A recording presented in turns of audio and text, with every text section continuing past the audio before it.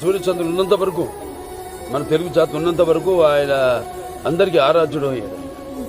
ఆయన నటించినప్పుడు పౌరాణికాలు ప్రాణం పోసుకున్నాయి, జానపదాలు జావలీలాడాయి, అలాగే సాంఘికాలు సామాజ పరగమనాలు అయ్యాయి. పద్యం పదులెక్కింది, పాట నాటు నేర్చింది, కళమ్మ తల్లి కన్నుల పండుగ చేసుకుంది, కలకలలాడింది, గలగల నవ్వింది. అనే నటనలో మరి ప్రపంచంలోనే అనితర సాధ్యమైన పాత్రలు ఎవరు చేయలేని పాత్రలు.